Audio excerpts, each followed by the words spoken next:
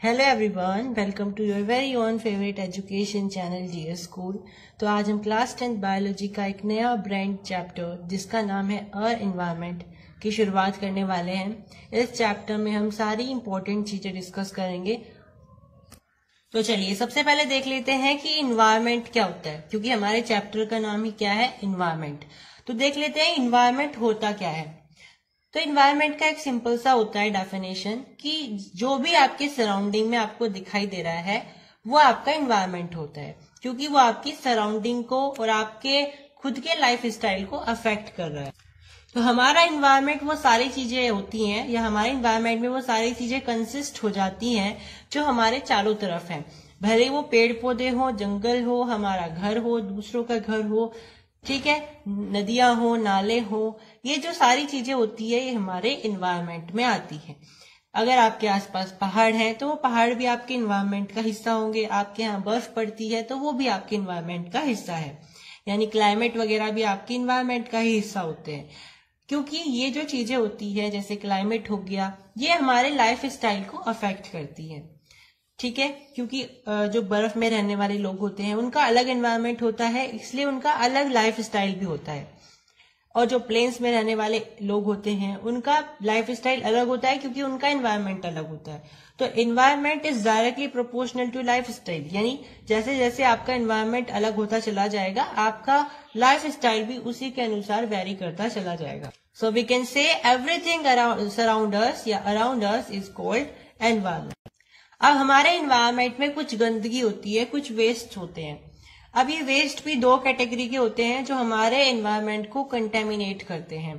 Contamination का मतलब होता है किसी चीज को दूषित करना, यानी कि वहां पे गंदगी फैलाना।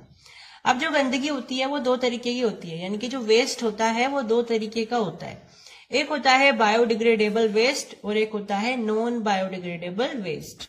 अब बायोडिग्रेडेबल वेस्ट और नॉन बायोडिग्रेडेबल वेस्ट, इन दोनों वेस्ट में क्या डिफरेंस होता है? तो इस डिफरेंस को समझने के लिए आपको ये समझना पड़ेगा कि डिकम्पोजर्स कौन होते हैं। हालांकि इस चैप्टर का एक वाइड टॉपिक है डिकम्पोजर्स, लेकिन अभी क्योंकि हमें ये समझना है कि वेस्ट कितनी तरीके के होते हैं, उनको क्लासिफाई दो कैटेगरी में क्यों किया गया है, इसलिए हमें ये अभी समझना पड़ेगा कि डिकम्पोजर्स क्या होते हैं। तो अब हम अभी डिकम्पोजर्स बिल्कुल शॉर्ट में समझ रहे हैं। जब इसका एक वाइड टॉपिक आएगा इसी चैप्टर में तो हम इसको बिल्कुल डिटेल में समझेंगे। आप सिंपली बोल सकते हो डिकम्पोजर्स वो सारे माइक्रो ऑर्गेनिजम्स होते हैं जो कि चीजों को डिकम्पोज करते हैं। अब माइक्रो ऑर्गेनिजम्स कौन होते हैं? यानी कि ऐसे ऑर्गेनिज्म जिनको आप माइक्रोस्कोप की मदद से देखते हो, बहुत छोटे जो होते हैं। अब डिकम्पोज करने का मतलब क्या होता है? वो सारी की सारी चीजें जो ऑर्गेनिक होती हैं, यानी कि वो कहीं ना कहीं ऑर्गेनिक है। जो कीड़े होते हैं जैसे फंगी हो गया या बैक्टीरिया हो गया, ये जो चीजें होती है ऑर्गेनिजम्स, फंगी और बैक्टीरिया, ये क्या करते हैं, जो चीजें सड़ जाती हैं या फिर जैसे प्लांट हो गए, इन सबको अपने डिकम्पोज करना स्टार्ट कर देती है। डिकम्पोज करने का मतलब होता है यानी ये ऑर्गेनिज्म उनको खा लेते हैं और फिर उनको एक्सक्रीट कर देते हैं, और जो उनका एक्सक्रीट निकलता है वो होता है उनका डिकम्पोज्ड रिजल्ट या डिकम्पोज्ड आउटपुट, और वो बहुत फर्टाइल होता है। I hope you understand. Let me repeat it again. देखिए, कुछ ऑर्गेनिजम्स होते हैं जैसे कि फंगी हो गया और बैक्टीरिया हो गया, ये क्या करते हैं, ये अपना भोजन कैसे लेते हैं, कुछ जो सड़ी गली चीजें होती हैं उनको खा करके, जैसे कि पुराने पड़े हुए फल के छिलके हो गए, सब्जियों के छिलके हो गए, या फिर जो प्लांट की पत्तियां होती हैं जो गिर जाती हैं उनको वो खा लेते हैं, और खाने के बाद में एक्सक्रीट कर देते हैं। और जो एक्सक्रीट आउटपुट होता है, जो उन्होंने एक्सक्रीट करके निकाला है, वो बहुत फर्टाइल होता है। इसीलिए जनरली जो हमारे घर का वेस्ट होता है, सब्जी के छिलके हो गए या जो दूसरी चीजें होती हैं, हम इनको एक जगह पे सड़ाने के लिए डाल देते हैं, और फिर उनका जब खाद बन जाता है फिर उसको हम प्लांट्स के अंदर डाल देते हैं, क्योंकि वो बहुत फर्टाइल होता है, उससे प्लांट को ह्यूमस मिलता है। ठीक है, तो यहाँ पे वो हमारा जो खाद बनता है वो ऑर्गेनिक खाद होता है, जो कि बहुत अच्छा होता है प्लांट्स के लिए, क्योंकि उसमें कोई केमिकल नहीं होता है, वो नेचुरल होता है। तो डिकम्पोजर्स बहुत इंपॉर्टेंट रोल प्ले करते हैं। उसने हमें क्या किया, जो हमारे लिए बेकार छिलके पड़े हुए थे सब्जियों के या प्लांट की कुछ पुरानी पत्तियां पड़ी हुई थी, उसको डिकम्पोज करके उसने खाद बना दी। अब ऐसी सारी तो चीजें नहीं होती हमारे एनवायरमेंट में जो डिकम्पोज हो जाए। जैसे प्लास्टिक होती है वो पड़ी रहती है ना भाई। आपने पत्तियां फेंकी तो आप क्या देखोगे, उनको कुछ दिन बाद वहां मिलेंगी नहीं क्योंकि वो डिकम्पोज हो चुकी होंगी। या आपने छिलके फेंके तो कहीं पे आपने जब मिट्टी में फेंके होंगे वो, तो कुछ दिन बाद आपको वहां दिखेंगे ही नहीं। क्यों नहीं दिखेंगे? क्योंकि वो डिकम्पोज हो चुके हैं। लेकिन ऐसे भी वेस्ट होते हैं जो डिकम्पोज होते ही नहीं, जैसे कि प्लास्टिक। आपने प्लास्टिक की बोतल कोई फेंक दी, डिस्चार्ज कर दी, तो वो आपको वहीं मिलेगी, चाहे आप उसको 1 हफ्ते बाद देख रहे हो, चाहे उसको 10 साल बाद देख रहे हो। क्योंकि प्लास्टिक को डिकम्पोज होने में बहुत ज्यादा टाइम लगता है, थाउजेंड्स ऑफ ईयर्स लग जाते हैं। तो ये हम उनको मान लेते हैं कि डिकम्पोज ही नहीं हुए हैं, क्योंकि इतने दिन तक कौन जीता है। तो क्योंकि ये बहुत लंबा समय लेती है अपने आप को डिकम्पोज करने के लिए, तो हम इनको मान लेते हैं कि ये डिकम्पोजेबल ही नहीं है। ठीक है, क्योंकि जब वो डिकम्पोज होंगी ना तो फिर उनमें बहुत वेरियस फैक्टर्स काम करेंगे, ना केवल डिकम्पोजर्स।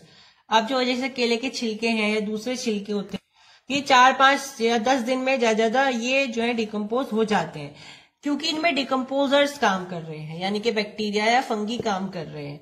लेकिन प्लास्टिक है, अब वो प्लास्टिक डिकम्पोज हो तो जाएगी बहुत सारे साल में, मिलियंस में, थाउजेंड्स ईयर्स में, तो वो केवल डिकम्पोजर्स के एक्शन की मदद से नहीं होगी, बल्कि अर्थ के क्लाइमेटिक कंडीशंस की वजह से डिकम्पोज होगी।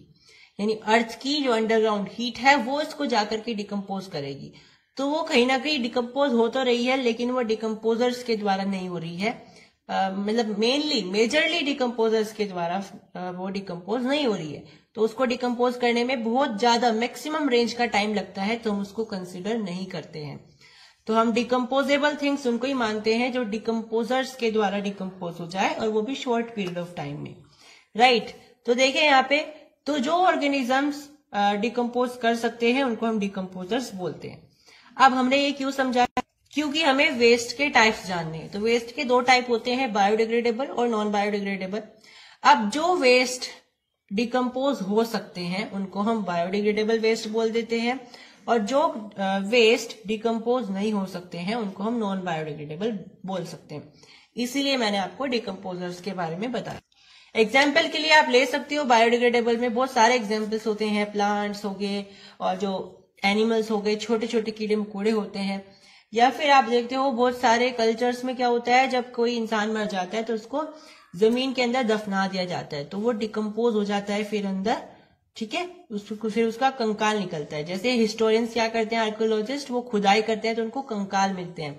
तो वो कंकाल क्यों बचा? क्योंकि ऊपर का जो पूरा जो स्किन थी वो सब डिकम्पोज हो गई है। अब वो कंकाल क्यों बचा, वो क्यों नहीं डिकम्पोज हुआ? इसका मतलब क्या ये है कि कंकाल यानी हड्डियां जो होती है, क्या वो नॉन बायोडिग्रेडेबल है? नहीं, ऐसा नहीं है। एनिमल बोन भी बायोडिग्रेडेबल होती है, लेकिन वो बहुत लंबा समय लेती है डिकम्पोज होने के लिए। ठीक है, तो वो भी बायोडिग्रेडेबल तो है, लेकिन बहुत लंबा समय लेती है। हम उसको बायोडिग्रेडेबल ही कंसिडर करेंगे, नॉन बायोडिग्रेडेबल नहीं करेंगे, क्योंकि प्लास्टिक से तो वो कम ही समय लेती है, तो इसलिए वो बायोडिग्रेडेबल ही कंसिडर किया जाएगा। भले वो थोड़ा सा लंबे समय तक जो है डिकम्पोज होती रहे, यानी लंबे समय तक उसका जो है इन्फ्लुएंस रहेगा, उसके बाद वो जाकर के डिकम्पोज हो पाएगी। तो बायोडिग्रेडेबल के बहुत सारे एग्जाम्पल्स आ जाएंगे यहाँ पे, जैसे कि भूसा होता है, हे, एनिमल बोन मैंने बताया, वो भी आप बायोडिग्रेडेबल में कंसिडर करोगे। प्लांट्स हो गए, प्लांट्स वेस्ट हो गए, पील्स हो गए, छिलके, है ना, ये सब चीजें। नॉन बायोडिग्रेडेबल में आप बहुत सारी चीजें कंसिडर करते हो, जैसे प्लास्टिक है सबसे बड़ा एग्जाम्पल। इनके अलावा जितने भी रेडियो एक्टिव वेस्ट होते हैं वो भी नॉन बायोडिग्रेडेबल होते हैं। रेडियो एक्टिव वेस्ट का मतलब होता है वो वेस्ट जो न्यूक्लियर रिएक्शन के प्रोडक्ट के रूप में निकलते हैं। मैंने आपको केमिस्ट्री में पढ़ाया हुआ है कि रेडियो एक्टिव वेस्ट क्या होते हैं।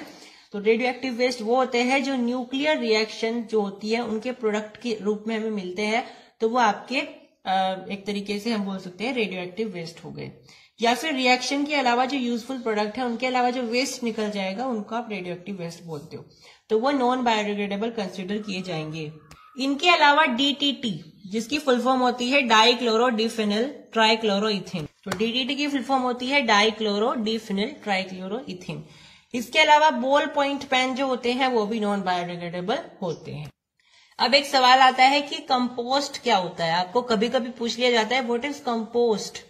तो कंपोस्ट कुछ नहीं होता, बेसिकली जब आपका कोई जैसे सब्जियां हैं उनका वेस्ट हो गया, या फिर जो आपके फल होते हैं या प्लांट की कुछ पत्तियां होती हैं उनका कोई भी स्टफ है वो आप जो फंगी वगैरह है उसे डिकम्पोज कर देते हैं, तो वो रिजल्ट में जो आपको डिकम्पोज्ड एक्सक्रीट देंगे, आउटपुट देंगे, उसको आप कंपोस्ट बोलते हो। कहने की बात सिंपल सी है कि अगर आपके पास डिकम्पोज होने के लिए केवल और केवल सब्जियां हैं, सब्जियों के वेस्ट हैं, पत्तियां हैं, ठीक है, और जितने भी आपके वेजिटेबल वाली चीजें होती हैं वेस्ट हो गई हैं, अगर आप उनको डिकम्पोज करा रहे हो तो वो आपको क्या बना करके देंगी, वो आपको कंपोस्ट बना करके देंगी। ठीक है, तो जो आपको खाद सब्जियों और फलों के वेस्ट से मिलेगा उसको आप सिंपली कंपोस्ट बोल देते हो। तो आप सिंपली बोल सकते हो compost is the manure made from decade vegetable stuff. चलिए अब देख लेते हैं इन्वायरमेंट के कंपोनेंट कौन कौन से होते हैं। इन्वायरमेंट के कंपोनेंट का मतलब क्या होता है कि ये चीजें इन्वायरमेंट में कंसिस्टेड है, मतलब इन्वायरमेंट इन दोनों चीजों से मिलकर के बना है। ठीक है, कौन कौन सी है वो दोनों चीजें, एक है बायोटिक, एक है एबायोटिक। बायोटिक का मतलब होता है वो सारे कंपोनेंट जो कि लिविंग होते हैं, और एबायोटिक का मतलब होता है वो सारे कंपोनेंट जो नॉन लिविंग होते हैं और हमारे इन्वायरमेंट को इन्फ्लुएंस करते या फिर कंसिस्ट करते हैं। क्योंकि जैसा कि मैंने आपको बताया इन्वायरमेंट केवल वो नहीं है जो लिविंग है, नॉन लिविंग फैक्टर्स भी जो है हमारे इन्वायरमेंट में ही होते हैं। जैसे पानी है वो भी इन्वायरमेंट में ही है लेकिन वो नॉन लिविंग है, तो इसलिए वो किस में चला जाएगा, एबायोटिक में चला जाएगा। तो इसमें बहुत सारे एग्जाम्पल्स लिखे हैं। बायोटिक में क्या कौन कौन आ जाएंगे, सारे के सारे प्लांट्स, चाहे वो लिविंग है चाहे वो नॉन लिविंग है, डिकम्पोजर्स आ जाएंगे, सिम्बायोइंट्स आ जाएंगे, एनिमल्स आ जाएंगे, पैरासाइट्स आ जाएंगे। एबायोटिक में कौन कौन आ जाने वाला है, फिर जितने भी नॉन लिविंग लेकिन हमारे इन्वायरमेंट को इन्फ्लुएंस करने वाले फैक्टर्स होते हैं, जैसे टेम्परेचर हो गया, एनर्जी हो गई, ग्रेविटी हो गई, और टोपोग्राफी और सोइल भी इसमें आता है। चलिए देख लेते हैं सिम्बायोन्ट्स क्या होते हैं। तो सबसे पहली बात तो सिम्बायोन्ट्स भी माइक्रोबियल होते हैं, मतलब कि बिल्कुल छोटे से जैसे माइक्रो ऑर्गेनिजम्स होते हैं बिल्कुल उसी साइज के बिल्कुल छोटे छोटे से माइक्रोबियल्स होते हैं, लेकिन ये प्लांट की तरह होते हैं। जैसे प्लांट फोटोसिंथेटिक होता है ना, सन की, कार्बन डाइऑक्साइड की, इन सब की मदद से क्या करता है, नाइट्रोजन फिक्सेशन की, इन सब की मदद से वो फूड बनाता है।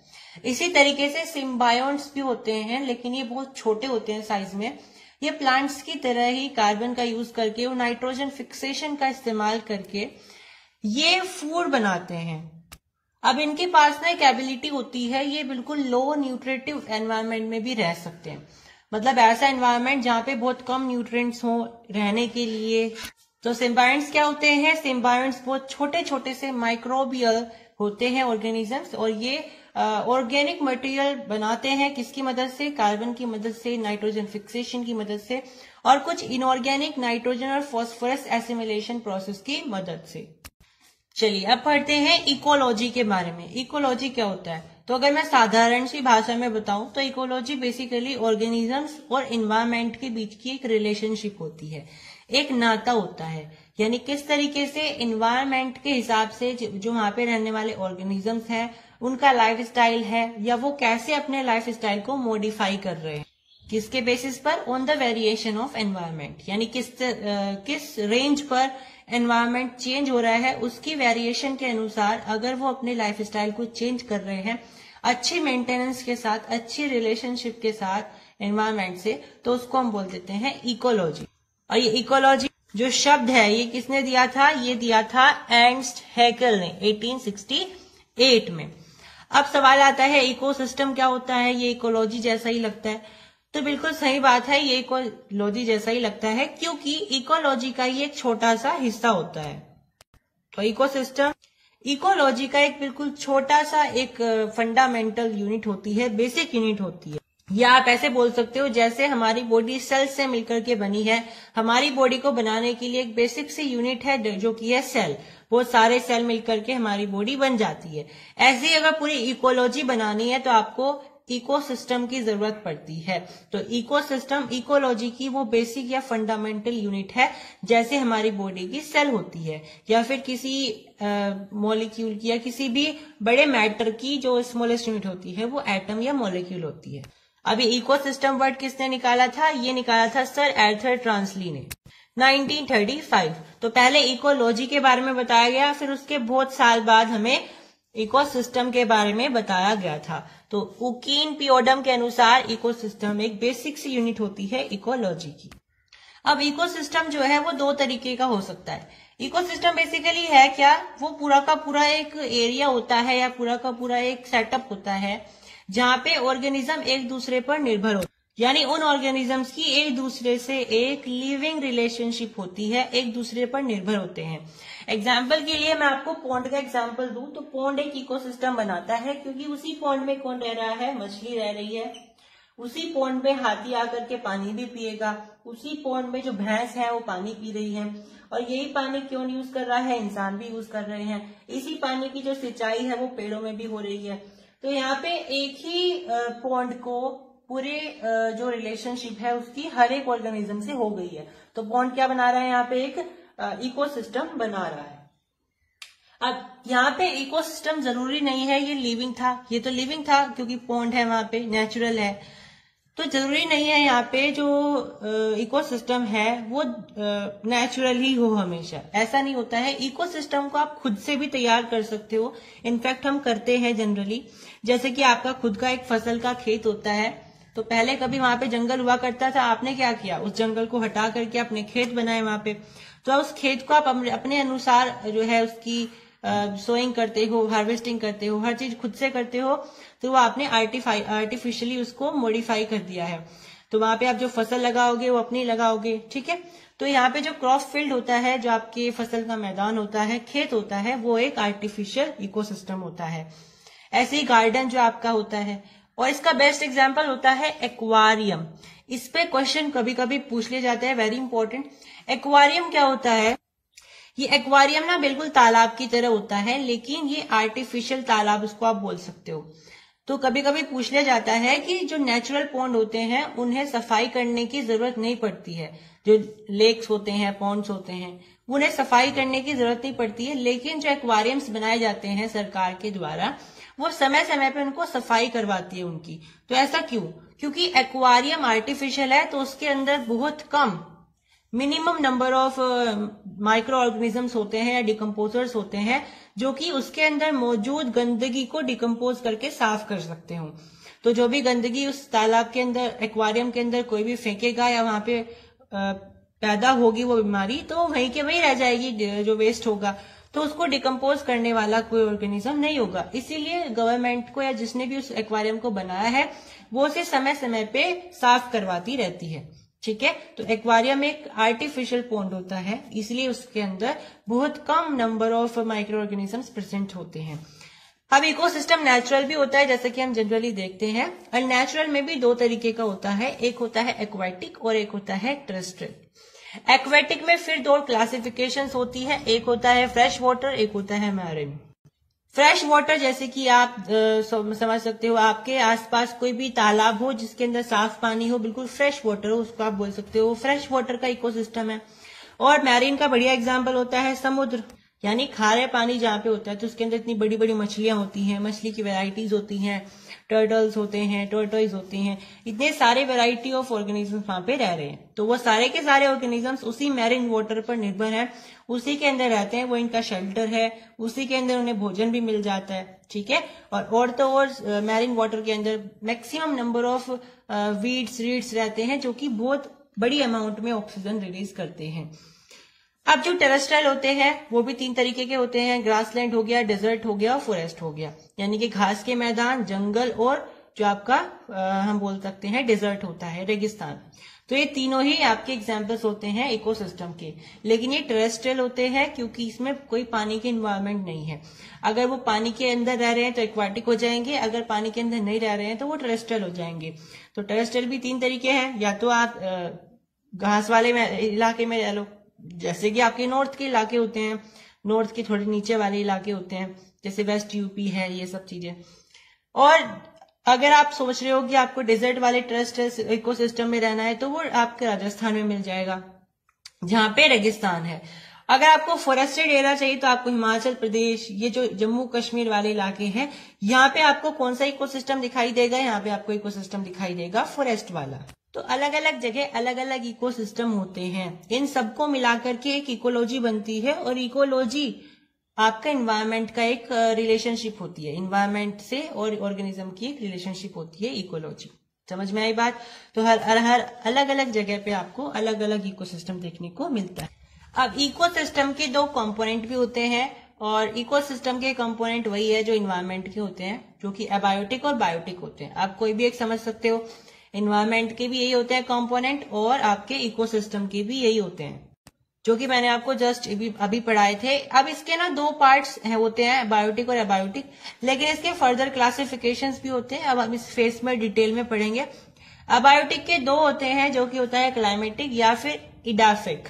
क्लाइमेटिक वो सारे एबायोटिक कंपोनेंट होते हैं इकोसिस्टम के जिसमें क्लाइमेट से रिलेटेड थिंग्स होती हैं, जैसे बारिश हो गया, तापमान हो गया, लाइट हो गई, या फिर हवा हो गई। ये सारे क्या करते हैं, हमारे कहीं ना कहीं हमारे मौसम को इन्फ्लुएंस करते हैं, इफेक्ट करते हैं, है ना, इम्पैक्ट करते हैं उस पर। तो कहीं ना कहीं ये जो सारी चीजें हैं ये हमारे क्लाइमेट पर इफेक्ट डाल रही है। तो ये सारी चीजें क्लाइमेटिक एबायोटिक कंपोनेंट में आएंगी। इडाफिक में कौन कौन आते हैं, जैसे हमारी मिट्टी होती है, पीएच होता है, मिनरल होती है, टोपोग्राफी है, क्रस्ट है। ये जो सारी चीजें होती है ये हमारे इडाफिक कंपोनेंट्स में आएंगी, क्योंकि ये सारी जो चीजें होती है ये है तो एबायोटिक, लेकिन कहीं ना कहीं हम इससे जुड़े हुए हैं, मिनरल से, मिट्टी से, तो हमारे इकोसिस्टम का हिस्सा है। अब इकोसिस्टम के जो हिस्से हैं मैंने आपको दो बताए थे, एक नॉन लिविंग, एक लिविंग। अब नॉन लिविंग में आपके एबायोटिक आएंगे, तो एबायोटिक के भी आपके दो हिस्से होते हैं, एक क्लाइमेटिक, एक इडाफिक। तो क्लाइमेटिक में जो सारे वो चले गए जो आपके मौसम को इफेक्टेड करते हैं, तो बाकी के जो बचे हुए हैं वो इडाफिक में आएंगे, जैसे कि आपका पीएच होता है, सॉइल होती है, मिट्टी है ना, ये सारे क्लाइमेटिक तो नहीं है। मिनरल हो गया और आपकी टोपोग्राफी हो गई, ये सारे आपके इडाफिक में आ जाएंगे। अब बायोटिक जो है वो बहुत इंपॉर्टेंट है। ये तीन तरीके के होते हैं, जिसमें आपके प्रोड्यूसर्स आते हैं, कंज्यूमर्स आते हैं और डिकम्पोजर्स आते हैं। आप इनके दूसरे नाम भी ले सकते हो, जैसे प्रोड्यूसर्स के ऑटोट्रॉफ्स लिया जाता है, कंज्यूमर्स के लिए हेट्रोट्रॉफ्स लिया जाता है, और डिकम्पोजर्स के लिए सेप्रोफाइट्स भी नाम दिया जाता है। तो अगर बात करूं प्रोड्यूसर्स की, तो प्रोड्यूसर सिंपल जो ऑर्गेनिज्म अपना भोजन खुद बना सकते हैं, जो फोटोसिंथेटिक होते हैं।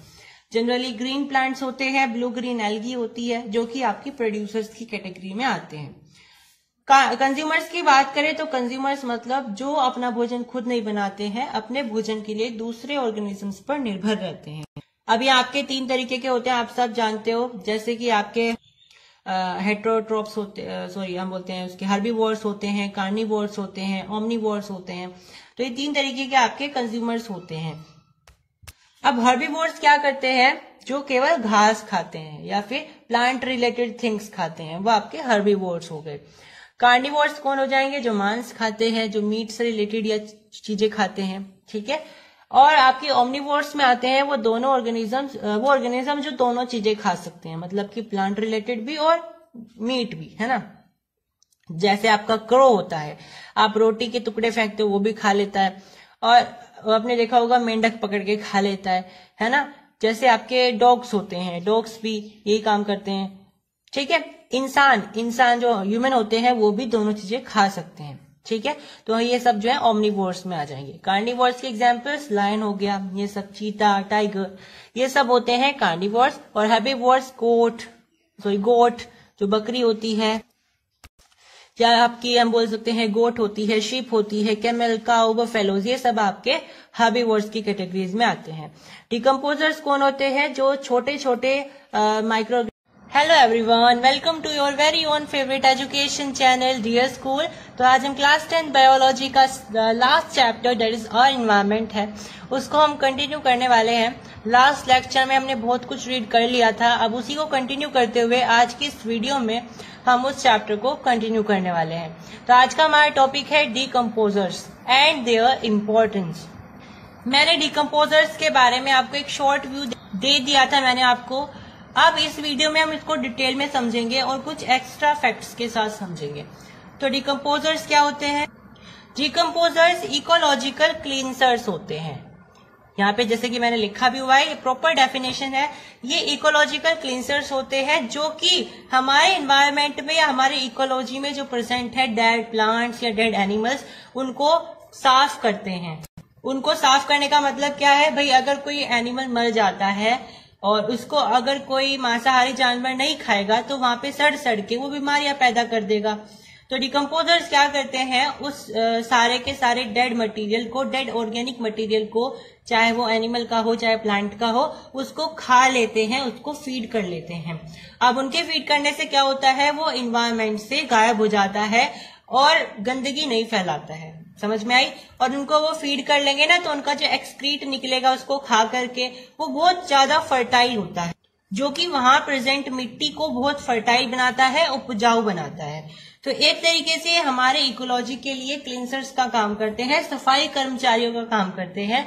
तो ये हमारे एनवायरनमेंट के लिए बहुत इंपॉर्टेंट होते हैं। तो इस तरीके से हमारे इकोसिस्टम में एक बैलेंस बना के रखते हैं, क्योंकि अगर डिकम्पोजर्स ना हो तो जैसे डेड एनिमल्स होते हैं उनका ढेर लग जाएगा, डेड प्लांट्स का ढेर लग जाएगा, वो गंदगी फैलाएंगे, बीमारियां फैलाएंगे। तो इस तरीके से क्या होगा, फिर पूरा का पूरा इकोसिस्टम या पूरा का पूरा इकोलॉजिकल रिलेशनशिप बैलेंस्ड नहीं रहेगी, इम्बैलेंस हो जाएगी। तो इस तरीके से हमारे एनवायरनमेंट पे बहुत बुरा इफेक्ट पड़ने वाला है। अब इसकी इंपॉर्टेंस आप इस साइकिल से भी समझ सकते हो जो कि मैंने यहाँ पे बनाई है। भाई देखिए क्या होता है, मैंने जैसा कि आपको बताया, डिकम्पोजर्स क्या करते हैं, डेड एनिमल्स को खा करके, फीड करके कुछ ऐसा एक्सक्रीट कर देते हैं जो बहुत फर्टाइल होता है प्लांट्स के लिए, मिट्टी उपजाऊ हो जाती है। तो मिट्टी उपजाऊ हो गई तो मिट्टी क्या है, एबायोटिक फैक्टर है, यानी कि मिट्टी को उसने और क्या कर दिया, और ज्यादा फर्टाइल कर दिया। तो मिट्टी को एक तरीके से उसने पॉजिटिव इफेक्ट दिया, तो एबायोटिक कंपोनेंट में आएगी मिट्टी। अब उसको कौन यूज करता है, प्रोड्यूसर्स यूज करते हैं। साथ में जो एबायोटिक कंपोनेंट है वो ये भी हो सकते हैं न्यूट्रिएंट्स हो गए, है ना, क्योंकि फर्टाइल होने का मतलब क्या है मिट्टी का, कि उसमें बहुत सारे न्यूट्रिएंट्स आ गए हैं। तो वो न्यूट्रिएंट्स भी किसने दिए हैं, हमारे डिकम्पोजर्स ने दिए हैं। तो डिकम्पोजर्स ने एबायोटिक फैक्टर्स बनाए और उन एबायोटिक फैक्टर्स को प्रोड्यूसर्स यानी प्लांट्स ने ले लिया अपने भोजन बनाने के लिए या अपने यूज के लिए। अब प्रोड्यूसर्स यानी प्लांट्स को कौन खाता है, भाई कंज्यूमर्स खाते हैं। और कंज्यूमर्स जब मर जाते हैं उनका सफाया कौन करता है एनवायरनमेंट से, डिकम्पोजर्स करते हैं। तो आखिर में आकर के फिर से बात कहाँ पे रुक जाती है, डिकम्पोजर्स पे रुक जाती है। हम नहीं बोल सकते कि रुक जाती है, एक तरीके से कंटिन्यू करती है, वापस से उसी पॉइंट पे आ जाती है, फिर से कंटिन्यू करती है। तो एक छोटा सा फैक्ट है यहाँ पे आपके लिए, the microscopic animal life of the water called protozoa और कंज्यूमर ऑर्गेनिजम्स। तो आपने कभी कभी सुना होगा प्रोटोजोआ भी आपके माइक्रो ऑर्गेनिजम्स होते हैं। तो क्वेश्चन कभी कभी आ जाता है कि बताइए प्रोटोजोआ एनिमल होते हैं या प्लांट्स होते हैं, या फिर वो कंज्यूमर्स होते हैं या प्रोड्यूसर्स होते हैं। तो इसका जवाब है वो एनिमल्स होते हैं, देयरफॉर दे आर कंज्यूमर्स, क्योंकि एनिमल अपना भोजन खुद नहीं बना सकते हैं। तो प्रोटोजोआ क्या हो गए हैं, यहाँ पे कंज्यूमर्स हो गए हैं, एनिमल हो गए हैं। अब जो आपके यहाँ पे कार्निवोर्स होते हैं वो भी दो तरीके के होते हैं। कार्निवोर्स दो तरीके के होते हैं। कार्निवोर कौन होते हैं, जो मांस खाते हैं। अब मांस खाने वाले भी दो तरीके के हो सकते हैं, या तो वो स्मॉल हो या लार्ज हो, यानी या तो बड़े बड़े हो या फिर छोटे छोटे से हो। जैसे फ्रॉग होता है, फ्रॉग भी क्या करता है, छोटे छोटे इंसेक्ट्स और कीड़ों को खा लेता है। ऐसे ही लिजर्ड करती है, बर्ड करती है बहुत सारी। और जो फोक्स होती है ना, लोमड़ी, वो भी स्मॉल कार्निवोर्स की कैटेगरी में आती है, लेकिन ये सेकंड कंज्यूमर्स की कैटेगरी में आती है। अब जो आपके लार्ज कार्निवोर्स होते हैं उसमें लायन आ जाएगा, टाइगर आ जाएगा, हॉक आ जाएगा, ठीक है, ईगल आ जाएगा। ईगल जो है एक तरीके से आप बोल सकते हो फूड चेन का किंग होता है, या फूड वेब का किंग होता है, क्योंकि अल्टीमेटली ना हर चीज को वो खा सकता है।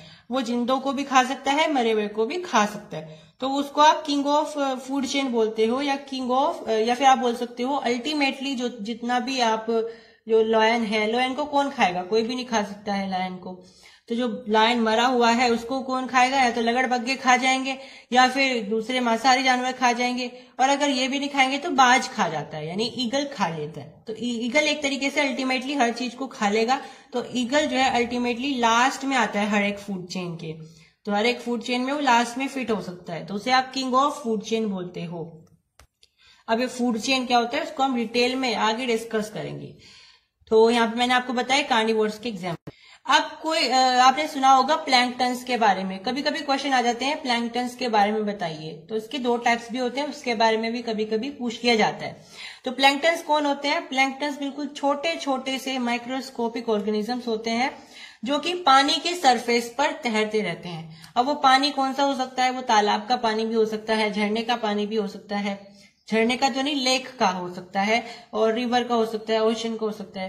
क्योंकि झरने का पानी तो लगातार बिल्कुल हाई वेलोसिटी के साथ मूव कर रहा है, तो उसमें तो हम नहीं बोल सकते हैं कि झरने के पानी में प्लैंक्टन्स आएंगे। बाकी जो पानी कुछ देर के लिए रुका हुआ है या बहुत समय के लिए रुका हुआ है, स्टेबल है, उस पानी में प्लैंक्टन्स मतलब एक तरीके से प्रोड्यूस हो जाते हैं। तो प्लैंक्टन्स बिल्कुल छोटे छोटे से माइक्रोस्कोपिक ऑर्गेनिजम्स होते हैं। अब जैसे प्रोटोजोआ तो एनिमल्स होते हैं, अब प्लैंक्टन्स क्या होते हैं? एनिमल्स होते हैं, प्लांट्स होते हैं? तो इसका जवाब है दोनों ही होते हैं। ऐसे कैसे? क्योंकि दो प्लैंक्टन्स के ना दो टाइप्स होते हैं, या तो प्लैंक्टन्स फाइटोप्लैंक्टन्स होंगे या फिर प्लैंक्टन्स जू प्लैंक्टन्स होंगे। तो अगर वो फाइटोप्लैंक्टन्स है इसका मतलब वो प्लांट्स वाले प्लैंक्टन्स हैं, और अगर वो जू प्लैंक्टन्स है इसका मतलब वो एनिमल वाले प्लैंक्टन्स हैं। क्योंकि जू मतलब एनिमल से रिलेटेड, जूलॉजी पढ़ते हैं ना आप बायोलॉजी में आगे जाके, ठीक है। और अगर फाइटोप्लैंक्टन्स है वो तो प्लांट्स वाले प्लैंक्टन्स, यानी कि वो खुद से अपना भोजन बना सकते हैं। लेकिन जू प्लैंक्टन्स दूसरे जानवरों पर निर्भर होंगे अपने भोजन के लिए। अभी तो बहुत छोटे छोटे हैं, ये क्या खा लेते हैं फिर?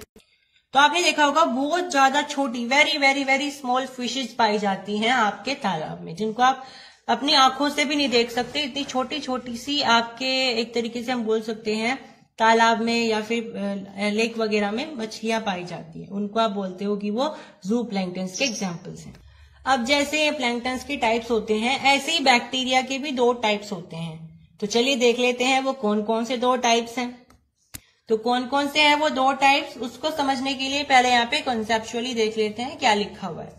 तो सबसे पहले मैंने लिखा हुआ है the bacteria which act as decomposers are called putrefying bacteria, यानी कि जिनके बारे में मैंने आपको अभी बताया, यानी डिकम्पोजर्स के बारे में मैंने आपको अभी बढ़ चढ़ के बताया, पूरा इंपॉर्टेंस उसकी बताई। तो वो जो डिकम्पोजर्स थे वो असल में प्यूट्रेफाइंग बैक्टीरिया थे, मतलब वो सारे के सारे बैक्टीरिया जो कि डिकम्पोजर्स की तरह एक्ट करते हैं, उनको आप सिंपली प्यूट्रेफाइंग बैक्टीरिया बोल देते हो। अब इसके बाद क्या होता है? अब ये जो प्यूट्रेफाइंग बैक्टीरिया है या फंगी है, ये क्या करते हैं? डिकम्पोजिशन का काम करते हैं, मतलब डिकम्पोज कर देंगे। अब डिकम्पोज के बाद ये सारे के सारे जो उन्होंने मटेरियल यानी डेड मटेरियल को जिन्होंने डिकम्पोज करना चाहा था, उसको डिकम्पोज करके अमोनिया में बदल देंगे, अमोनिया में बदल देंगे। अब अमोनिया क्या है? अमोनिया तो एक बढ़िया एक कॉम्प्लेक्स कंपाउंड है। अब मैंने आपको जैसा कि बताया था, डिकम्पोजर्स जो भी एक्सक्रीट करते हैं वो प्लांट्स एक तरीके से न्यूट्रिएंट्स की तरह लेता है। अब अमोनिया के अंदर क्या होती है? नाइट्रोजन होती है, हाइड्रोजन होती है, उसमें से नाइट्रोजन लेगा प्लांट्स। तो उसे नाइट्रोजन लेने के लिए इतने बड़े कंपाउंड को तो एक तरीके से ले नहीं सकता है एकदम से, यानी इस अमोनिया को पहले सिंपलर कंपाउंड्स या सिंपलर एलिमेंटल फॉर्म्स में टूटना पड़ेगा, तब जाकर के प्लांट्स इसको एक तरीके से एब्जॉर्ब कर पाएंगे एज अ न्यूट्रिएंट। तो यहाँ पे जो अमोनिया है, इस अमोनिया को तोड़ने के लिए फिर एक बाहुबली आएगा और उसका नाम होगा नाइट्रीफाइंग बैक्टीरिया। यानी इस अमोनिया को, कौन सा अमोनिया? जो प्यूट्रेफाइंग बैक्टीरिया ने अभी बनाया है, उस अमोनिया को नाइट्रीफाइंग बैक्टीरिया नाइट्रेट्स में बदल देगा। नाइट्रेट्स क्या होती है? नाइट्रेट्स बेसिकली अमोनिया की एक सिंपलर फॉर्म होती है, ठीक है। और जो फिर मतलब ये जो बैक्टीरिया प्रेजेंट होते हैं सोइल में, यानी कि जो न्यूट्रीफाइंग बैक्टीरिया है जो मिट्टी में पाए जाते हैं, वो अमोनिया को नाइट्रेट में बदल देते हैं। और ये जो नाइट्रेट्स हैं वो एक तरीके से फर्टिलाइजर्स की तरह काम करते हैं, यानी खाद की तरह काम करते हैं हमारी मिट्टी में, और दोबारा से हमारे प्लांट्स के द्वारा एब्जॉर्ब कर लिए जाते हैं। I hope you understood it. यानी कि जैसे जैसे यहाँ पे प्यूट्रीफाइंग बैक्टीरिया जो है डिकम्पोज करेंगे डेड एनिमल्स को, वो अमोनिया में बदलता जाएगा, और उस अमोनिया को फिर नाइट्रीफाइंग बैक्टीरिया नाइट्रेट्स में बदलेंगे, और फिर नाइट्रोजन फिक्सेशन प्रोसेस के द्वारा प्लांट्स उसको ले लेंगे, एब्जॉर्ब कर लेंगे और अपने न्यूट्रिएंट्स की पूर्ति करेंगे। अब बढ़ते हैं फूड चेन की तरफ। फूड चेन को समझने के लिए आपको समझना पड़ेगा एनर्जी फ्लो क्या होता है। एनर्जी फ्लो बेसिकली बोले तो the flow of energy from producers to top consumers. Producers मतलब मान लीजिए कोई पेड़ पौधा है, प्लांट है या ट्री है, इससे एनर्जी फ्लो कहां पे होगा? टॉप कंज्यूमर्स की तरफ होगा। तो मान लीजिए ये क्या है हमारा, ये कौन है? ईगल है। तो मैंने मान लिया टॉप कंज्यूमर हमारा ईगल है। तो मैंने क्या कहा यहाँ पे, प्लांट से या प्रोड्यूसर से टॉप कंज्यूमर्स के बीच में जो एनर्जी का फ्लो होता है उसको आप एनर्जी फ्लो बोल देते हो। मेन बात क्या होती है कि ये एनर्जी फ्लो यूनिडायरेक्शनल होता है, मतलब इसकी एक ही डायरेक्शन होती है। ऐसा नहीं होगा ये ऐसे होकर के जाएगा किसी के पास होकर के, यानी किसी और ऐसे मुड़ करके ऐसे जाएगा, ऐसा नहीं होगा। ये हमेशा यूनिडायरेक्शनल होता है, हमेशा बिल्कुल एक ही इसकी डायरेक्शन होती है। इसकी मल्टी डायरेक्शनल यानी नहीं होता है, मतलब मल्टी डायरेक्शन इसकी नहीं होती है। अब एनर्जी फ्लो कैसे होती है भाई, ये सन होता है, सन से क्या होती है, एनर्जी आती है प्रोड्यूसर्स के पास और फिर प्लांट्स को यानी प्रोड्यूसर्स को कौन खा लेते हैं, भेड़ बकरियां खा लेती है। तो ये भेड़ बकरी हो गई, ये इसको खा लेंगी, तो वो एनर्जी इससे फ्लो हुई थी, सन से फ्लो करके प्लांट्स में आई थी, वो जो है एनर्जी फिर भेड़ में चली जाएगी, फिर वो एनर्जी चीते में चली जाएगी जो इसको खा लेगा, फिर वो ईगल में चली जाएगी जो चीते को खा लेगा जब वो मर जाएगा। तो ये एनर्जी ऐसे फ्लो होती चली जाती है। लेकिन ये इतना सिंपल नहीं होता है कि एनर्जी बिल्कुल इतनी अमाउंट में यहाँ थी तो इतनी अमाउंट में यहाँ आ जाएगी। एनर्जी हमेशा रिड्यूस होती चली जाती है, उसके लिए हम 10% लॉ पढ़ेंगे आगे। अब हम पढ़ते हैं फूड चेन। तो फूड चेन क्या होती है इसको आप समझिए एग्जाम्पल से। मैंने यहाँ पे क्या लिया है, मैंने यहाँ पे लिए है एक प्रोड्यूसर, या आप बोल लीजिए कोई ट्री है। अब उस ट्री को कौन खाएगा, मान लीजिए इस ट्री को खा लिया है जिराफ ने। जिराफ को कौन खाएगा, मान लीजिए जिराफ को खा लिया है लायन ने। अब इस लायन को कौन खाएगा, इस लायन को खा लेगा बाद में ईगल, या फिर आप यहाँ पर रोक सकते हो फूड चेन। अब क्या होता है, आप एक और एग्जांपल से समझिए। कोई छोटा सा एग्जांपल लेते हैं, यहाँ पे प्रोड्यूसर्स है, इसको किसने खा लिया है, ग्रास होपर यानी टिड्डी ने खा लिया है। तो यहाँ पे है ग्रास होपर। अब ग्रास होपर को कौन खाता है, फ्रॉग खाता है। फ्रॉग को कौन खाता है, स्नेक खाता है। स्नेक को कौन खाएगा, फिर ईगल खाएगा। तो ये एक हो गई। तो ये क्या है, आपकी एक सीक्वेंस हो गई कि कौन किसको खा रहा है, कौन किसको शिकार कर रहा है एक तरीके से। तो प्लांट को किसने खाया, ग्रास होपर ने। फिर ग्रास होपर को किसने खाया, मेंढक ने। मेंढक को किसने खाया, स्नेक ने। और स्नेक को किसने खाया, ईगल ने। याद रखना ये एरो हमेशा ऐसे ही लगेंगे क्योंकि एनर्जी फ्लो इस तरीके से हो रहा है। अब ये जो आपका फ्लो होता है एनर्जी फ्लो, ये आपके फूड चेन में देखने को मिलता है। जैसा कि मैंने आपको अभी एनर्जी फ्लो बताया था ना, इस तरीके से आगे की तरफ चलता रहता है, यूनिडायरेक्शनली चलता है। ये आगे ही आएंगे, ये डायरेक्शन नहीं बदली, मैंने जगह नहीं थी इसलिए मैंने नीचे लिख दिया। डायरेक्शन नहीं तो सेम रहती है।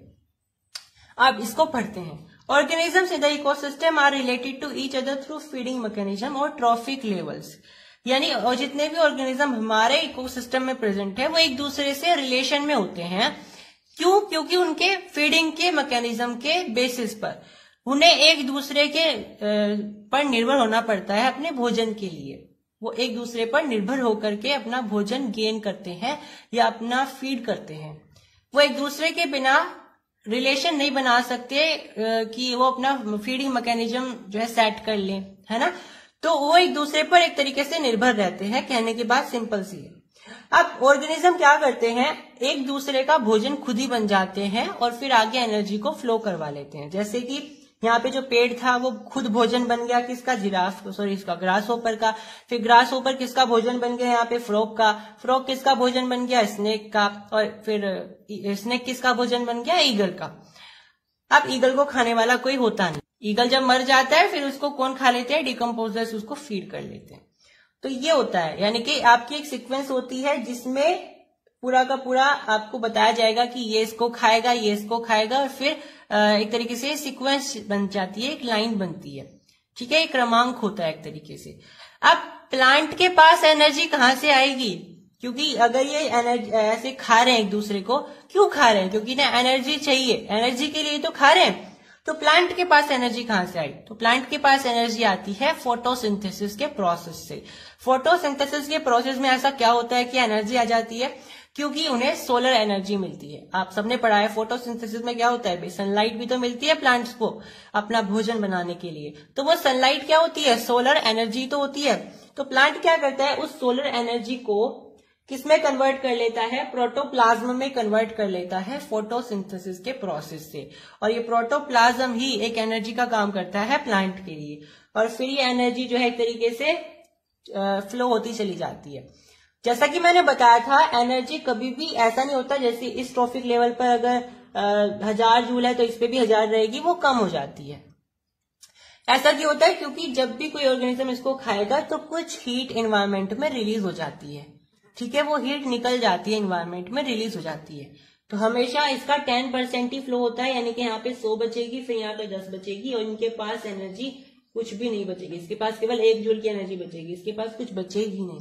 आगे ट्रॉफिक लेवल खत्म हो जाएंगे, ठीक है। हम पढ़ेंगे कि फूड चेन के पास ना maximum number of trophic levels की ना लिमिट होती है, इससे ज्यादा हो ही नहीं सकते, क्योंकि सोलर एनर्जी भी लिमिट के साथ आती है कि इतने जूल की आएगी, और फिर वो 10% घटती घटती घटती घटती एक ट्रॉफिक लेवल पे बिल्कुल हम बोल सकते हैं 0 हो जाती है, वो बचेगी ही नहीं फिर कि आप इसको जो है किसी ऑर्गेनिज्म को खा करके जिंदा रह सको।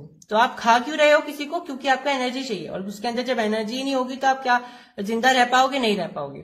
तो यहाँ पे जो एनर्जी फ्लो हो रही है, तो इसमें जितनी लंबी फूड चेन होगी उसके लास्ट वाले ट्रॉफिक लेवल में उतनी ही कम एनर्जी होगी, ठीक है, क्योंकि 10-10% वो घटता चला जा रहा है। तो अगर मैं कहूँ इस वाले ट्रॉफिक लेवल पे एनर्जी ज्यादा होगी या इस वाले पे ज्यादा होगी, तो आप साफ साफ बोलोगे ग्रास ऊपर वाले पे ज्यादा होगी, क्योंकि ट्रॉफिक लेवल 2 है। ट्रॉफिक लेवल क्या होता है भाई, फूड चेन के एक एक स्टेज होती है कि यहाँ पे एनर्जी इतनी है, फिर यहाँ पे इतनी है, यहाँ पे इतनी है, वो होता है आपका ट्रॉफिक लेवल। अब जो आपकी फूड चेन होती है वो 2 तरीके की होती है, या तो वो ग्रेजिंग फूड चेन होगी या वो डेट्रेटस फूड चेन होगी। चलिए इसको समझते हैं। अभी बिल्कुल आसानी से आपके समझ में आएंगे, क्योंकि ग्रेजिंग फूड चेन कौन सी फूड चेन होती है, जिसमें इन्वॉल्वमेंट प्लांट की होती है, मतलब वो स्टार्ट किससे होगी, प्लांट से होगी या प्रोड्यूसर से स्टार्ट होगी।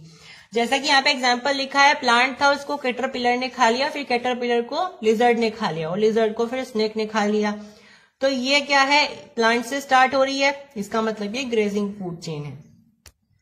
अगर डेट्रेटस फूड चेन होती है, वो फूड चेन होती है जिसमें आप डेड एनिमल से स्टार्ट करते हो, यानी कि जो डेड हो गया ऑर्गेनिक मैटर उससे। जैसे लीटर होता है, लीटर को किसने खा लिया, अर्थवॉर्म ने खा लिया, जो केंचुए होते हैं। फिर केंचुए को कौन खा लेगा, हैन खा लेगी, चिकन खा लेगी, फिर चिकन को कौन खा लेगा, हॉक खा लेगा। तो इसमें प्लांट का कोई भी इन्वॉल्वमेंट नहीं है, प्रोड्यूसर्स इसमें है ही नहीं। इसमें कहां से शुरुआत हुई है, इसमें डेड मटेरियल से स्टार्ट हुई है, ठीक है। तो जो फूड चेन डिकम्पोजर्स के एक तरीके से हम बोल सकते हैं एक्सक्रीट से स्टार्ट होती है, उसको आप डेट्रेटस फूड चेन बोलते हो। इसमें प्लांट की कोई योगदान होता ही नहीं है, क्योंकि प्लांट से शुरुआत नहीं हो रही, इसमें शुरुआत किससे हो रही है, डेड ऑर्गेनिक मैटर से। और जिसमें प्लांट से स्टार्ट हो तो वो ग्रेजिंग फूड चेन होता है। अब देखते हैं फूड वेब क्या होती है। तो अगर मैं आपको सरप्राइज की बात बताऊं, जो आपने अभी फूड चेन पढ़ी है वो असल मायने में एनवायरमेंट में एग्जिस्ट करती ही नहीं है। अब एग्जिस्ट कौन करता है, फिर फूड वेब एग्जिस्ट करती है, क्योंकि फूड वेब होती है फूड चेन का एक तरीके से बहुत सारी फूड चेन का कॉम्बिनेशन, या आप बोल सकते हो मल्टी फूड चेन जब चल रही होती है तो उसके पूरे नेटवर्क को बोलते हैं फूड वेब। तो समझते हैं फूड वेब क्या होता है। तो food web illustrates all possible transfers of energy and nutrients among the organisms in an ecosystem. अब देखिए, मैंने आपको क्या बताया था कि प्लांट को ग्रास होपर खाएगा, फिर आपका यहाँ पे इसको मेंढक खा लेगा, ऐसे मैंने बताई थी। फिर मैंने ये बताया कि प्लांट को अगर जिराफ खा ले, फिर उसको लायन खा ले।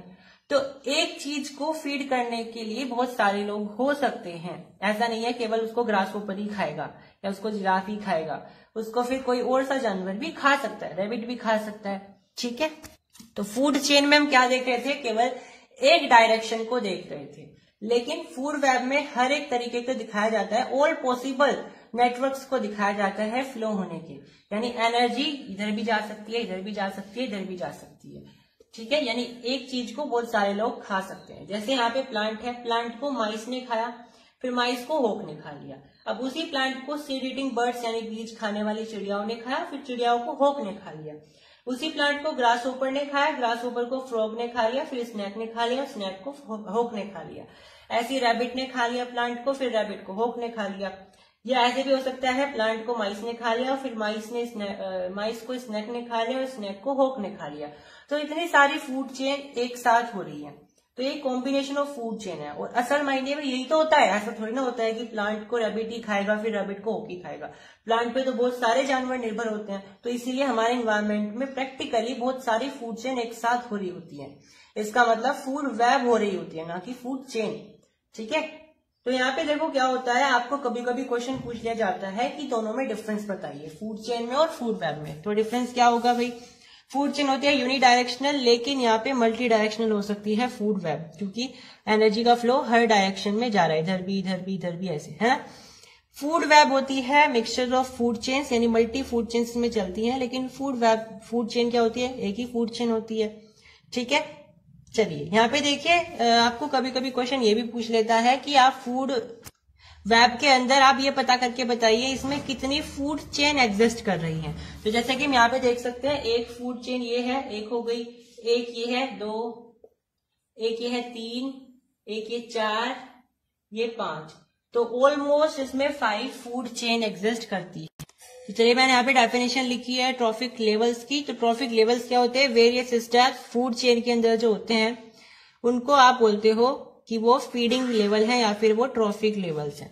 ठीक है, जैसे कि प्लांट से ग्रास होपर की तरफ आया, फिर ग्रास होपर से फ्रॉग की तरफ आया, तो ये बेसिकली वेरियस ट्रॉफिक लेवल्स हैं, फीडिंग लेवल्स हैं। ये आपका पहला ट्रॉफिक लेवल, ये दूसरा, ये तीसरा, तो ये आपके ट्रॉफिक लेवल्स चलते जा रहे हैं। वेरियस स्टेप्स जो कि फूड चेन में होते हैं, जिनमें फूड या एनर्जी का ट्रांसफर हो रहा होता है, उसको आप ट्रॉफिक लेवल्स बोलते हो, और इसका दूसरा नाम फीडिंग लेवल्स होता है। तो चलिए अब हम पढ़ते हैं अपने नए टॉपिक के बारे में, जिसका नाम है इकोलॉजिकल पिरामिड। तो मैंने आपको ट्रॉफिक लेवल्स के बारे में बताया, तो अगर उन ट्रॉफिक लेवल्स को आप डायग्रामेटिक फॉर्म में लिखना चाहते हो तो उसको आप पिरामिड की फॉर्म में लिखते हो, यानी उसको आप इकोलॉजिकल पिरामिड्स की फॉर्म में लिख देते हो। तो बेसिकली एक डायग्रामेटिक रिप्रेजेंटेशन होती है ट्रॉफिक लेवल्स की।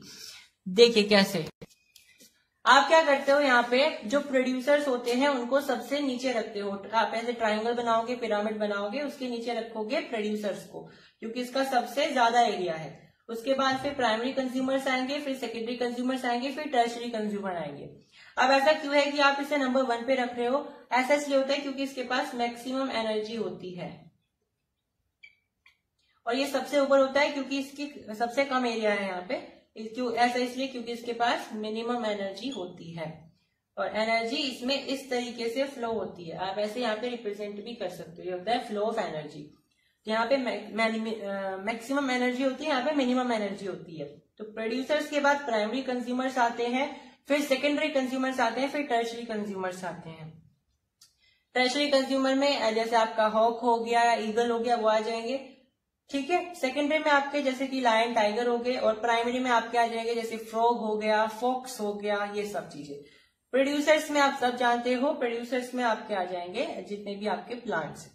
तो इस तरीके से आप रिप्रेजेंट करते हो। वैसे तो इकोलॉजिकल पिरामिड के 3 टाइप्स होते हैं, pyramid of number, pyramid of biomass, pyramid of energy, पर ये आपके सिलेबस में नहीं है। एक तरीके से हम इनको देख भी रहे हैं, क्योंकि यहाँ पे मैंने नंबरिंग भी की है। तो ये पिरामिड ऑफ नंबर्स हो गया 1 2 3 4, और मैंने आप बताया कि मैक्सिमम एनर्जी है, मिनिमम एनर्जी है, तो पिरामिड ऑफ एनर्जी हो गया। लेकिन हम इनको डिटेल में एक तरीके से नहीं पढ़ रहे हैं, इसी में आप एक तरीके से इनको शॉर्ट में रिप्रेजेंट कर सकते हो। इनको सेपरेटली आपको नहीं रीड करना है, आपके सिलेबस में नहीं। तो आज की इस वीडियो में इतना ही। इस चैप्टर के लास्ट लेक्चर, यानी कि इससे जो नेक्स्ट लेक्चर आने वाला है, उसमें हम इस चैप्टर को फाइनलाइज कर देंगे। उस लेक्चर में हम पढ़ेंगे 10% लॉ के बारे में, डिस्पोजल्स के बारे में, जो आपकी इन्वायरमेंट में वेस्ट है उनके क्या क्या इफेक्ट होते हैं, और उन वेस्ट को आप कैसे ट्रीट कर सकते हो ताकि वो आपके इन्वायरमेंट के लिए हार्मलेस बन जाए। वो सारी चीजें हम इसमें देखने वाले हैं। तो thank you. Hello friends, welcome to your very own favourite education channel dear school. तो आज हम क्या पढ़ने वाले हैं? आज हम क्लास 10 बायोलॉजी का last chapter that is a environment को कंटिन्यू करने वाले हैं। हमने इस चैप्टर के पहले ही 2 लेक्चर लॉन्च कर दिए हैं, जिसमें हमने ऑलमोस्ट चैप्टर रीड कर लिया है। बस हमारे थोड़े से इंपॉर्टेंट टॉपिक्स और रहते हैं, उनको डिस्कस कर लेते हैं। तो आज का हमारा टॉपिक है 10% लॉ। जैसा कि मैंने आपको प्रीवियस वीडियोस में बताया था कि जब भी हम फूड चेन की बात कर रहे होते हैं और एनर्जी फ्लो की बात कर रहे होते हैं, तो एनर्जी हमेशा रिड्यूस होती चली जाती है जब वो नेक्स्ट ट्रॉफिक लेवल में जाती है। मतलब जितना भी सक्सेसिव ट्रॉफिक लेवल बढ़ते चले जाते हैं तो एनर्जी जो है एक तरीके से घटती चली जाती है। तो सबसे पहले समझ लेते हैं ये है क्या, फिर उसके बाद समझेंगे ये किसने दिया था, कब दिया था। चलिए, तो यहाँ पे मैंने आपको बताया था जैसे भी कोई फूड चेन चलती है, मैं अब आपको फूड चेन नहीं बना रहे हम यहाँ पे, हम एग्जाम्पल ले रहे हैं। मान लीजिए ए के बाद बी आया, फिर बी के बाद सी आया, सी के बाद डी आया। कितने ट्रॉफिक लेवल है इसमें? 4 ट्रॉफिक लेवल है, क्योंकि 1 2 3 4 स्टेजेस में जाकर के जो है फूड लास्ट में जाकर के एनर्जी खत्म हो जाएगी। फूड चेन जो है हमने बताया था आपको एनर्जी फ्लो के हिसाब से चलती है, मतलब यहाँ पे जितनी मैक्सिमम एनर्जी होती है और यहाँ पे मिनिमम एनर्जी होती है, ठीक है। क्योंकि सन से हमें कितनी एनर्जी मिलती है? सन से हमें हमेशा इतनी एनर्जी मिलती है, जैसे यहाँ पे लिखा भी हुआ है मैंने 10,000,000 जूल्स, इतनी एनर्जी हमें मिलती है। इसका मतलब है कि हमें जो यहाँ पे एनर्जी है, मान लीजिए ये हमें सन मिला, यहाँ से सन से जितनी भी एनर्जी मिली प्लांट्स को, वो कितनी मिली? वो इतने जूल्स की मिली। तो बी पर आकर के कितनी हो जाएगी? वो बी पर जब भी आएगी वो उसका 10% रिड्यूस हो जाएगा, मतलब इसमें से 1 0 आप रिड्यूस कर सकते हो। तो यहाँ पे हमारे पास कितना बचेगा भाई? इतना बचेगा, यानी 1 0 रिड्यूस हो जाएगी। फिर सी पर कितना बचेगा? 1 0 और रिड्यूस हो जाएगी, यानी कि इस बार हमारे पास केवल और केवल 4 0 बचेंगी। फिर डी पर 3 0 बचेंगी। फिर आपके पास नेक्स्ट जो होगा उसमें इससे कम बचेंगी। तो मैंने आपको बताया था कि ये एनर्जी रिड्यूस क्यों हो रही है, क्योंकि जब आप किसी जानवर को फीड कर रहे होते हो तो उसमें से बहुत सारी एनर्जी, ऑलमोस्ट 90% जो एनर्जी होती है वो इन्वायरमेंट में रिलीज हो जाती है। किसकी फॉर्म में? हीट एनर्जी की फॉर्म में। क्योंकि आप सोच रहे होंगे कि जो एनर्जी है वो तो कभी खत्म नहीं होती है, तो यहाँ पे जो एनर्जी थी वो रिड्यूस कैसे हो रही है? क्योंकि हमने तो पढ़ा है कंजर्वेशन ऑफ एनर्जी में कि एनर्जी को आप ना तो रिड्यूस कर सकते हो, ना तो आप इसको बना सकते हो, ना उसको आप एक तरीके से डिस्ट्रक्ट कर सकते हो। तो ये एनर्जी डिस्ट्रक्ट कैसे हो रही है? 10%। तो आप यहाँ पे समझ सकते हो कि ये इसलिए हो रहा है क्योंकि ये एनर्जी ऑलमोस्ट इसमें से 90% एनर्जी हीट एनर्जी की तरह निकल जाती है इन्वायरमेंट में। तो यहाँ पे एनर्जी रिड्यूस नहीं हो रही है, एनर्जी डिस्ट्रक्ट नहीं हो रही है, एनर्जी एक तरीके से ट्रांसफर हो रही है दूसरी फॉर्म्स में, ठीक है। तो यहाँ से जब इसमें आई तो उसमें से जो एनर्जी है वो रिड्यूस होकर इन्वायरमेंट में चली गई, तो यहाँ पे इतनी ही एनर्जी बस बची है। तो ये 10% लो क्या होता है? 10% लो देखिए यहाँ पे किसने दिया था? रेमोंड लिंडमैन ने दिया था, 1942 में दिया था। इसके अनुसार केवल 10% of the energy entering a particular trophic level of organism is available for transfer to the next higher trophic level, यानी कि इसका 10% ही नेक्स्ट पर ट्रांसफर होगा, ठीक है। ये बताता है। अब ये सन कितनी एनर्जी देता है? हमें इतनी एनर्जी देता है। इससे हमें क्या पता चलता है कि मैक्सिमम 5 ट्रॉफिक लेवल ही हो सकते हैं हमारी फूड चेन में, क्योंकि अगर उससे ज्यादा होंगे तो उसमें एनर्जी नहीं बचेगी। क्योंकि यहाँ पे जो है ये 10 की पावर 6 है, इसका मतलब क्या है? 10 की पावर 6 है, तो इसका मतलब क्या है? यहाँ पे 5 ट्रॉफिक लेवल हो सकते हैं, क्योंकि अगर 6 ट्रॉफिक लेवल होगा तो उसमें हमारे पास एनर्जी केवल 1 जूल की बचेगी। अब एक फैक्ट है कि ये जो आपका 10% लो होता है ना, इसको आप सेकेंड लॉ ऑफ थर्मोडाइनमिक्स भी बोल सकते हो या फिर लॉ ऑफ एंट्रोपी भी बोल सकते हो। अब ये थर्मोडाइनमिक्स क्या है, इसका सेकेंड लॉ क्या है, वो आप हायर क्लासेस में जाकर के पढ़ने वाले हो। लेकिन मैं आपको अभी बता दूं, ये छोटा सा एक फैक्ट है कि 10% लॉ ऑलमोस्ट सिमिलर होता है सेकेंड लॉ ऑफ थर्मोडाइनमिक्स के। थर्मोडाइनमिक्स के सेकेंड लॉ में भी बिल्कुल यही बात कही जाती है कि जो आपकी हीट का एनर्जी का जो फ्लो होगा उसमें से 10% ही नेक्स्ट ट्रॉफिक लेवल पे पहुंचेगी, बाकी 90% जो है वो आपके इन्वायरमेंट में रिलीज हो जाएगी किसी दूसरी एनर्जी की फॉर्म में। अब जो आपकी फूड चेन होती है उसमें क्या होता है? हीट एनर्जी की फॉर्म में निकल जाती है वो 90% एनर्जी। नेक्स्ट टॉपिक है हमारा बायो एक्यूमुलेशन और बायो मैग्निफिकेशन। अब ये क्या होता है इसको समझते हैं। बायो एक्यूमुलेशन का मतलब होता है कि अगर इन्वायरमेंट से कोई भी पॉल्यूटेंट हमारी फूड चेन में एंटर कर जाता है, अब एंटर करने के बाद वो जो पॉल्यूटेंट है वो हमारे फूड चेन की सबसे पहली ट्रॉफिक लेवल पे आकर के इकट्ठा होना स्टार्ट हो जाए, एक्यूमुलेशन स्टार्ट कर दे, उसको हम बोलते हैं बायो एक्यूमुलेशन। मान लीजिए ये हमारी फूड चेन है, ये ए है, ये बी है, फिर ये सी है। तो यहाँ पे क्या होगा, कोई पोल्यूटेंट आएगा, ये मान लीजिए पोल्यूटेंट है, ये यहाँ पे आके इकट्ठा हो गया। अब इसके जैसा ही एक और आएगा, ऐसे ही एक और आएगा, तो इस ए ट्रॉफिक लेवल पे आकर के बहुत सारे पोल्यूटेंट एक्यूमुलेट हो जाएंगे। तो हम इसको बोलते हैं बायो एक्यूमुलेशन। तो बायो एक्यूमुलेशन में क्या होता है, पोल्यूटेंट की जो हम बोल सकते हैं कंसंट्रेशन है वो बढ़ जाती है पहले ट्रॉफिक लेवल पर। अब बायोमैग्निफिकेशन क्या होता है, बायोमैग्निफिकेशन भी बिल्कुल सेम होता है, बस इसमें एक स्टेप और आगे बढ़ जाता है। जैसे यहाँ पे फर्स्ट ट्रॉफिक लेवल पे आके इकट्ठा हो गया था ना ये पोल्यूटेंट, अब ये इकट्ठा नहीं होगा, अब ये आगे फ्लो करेगा।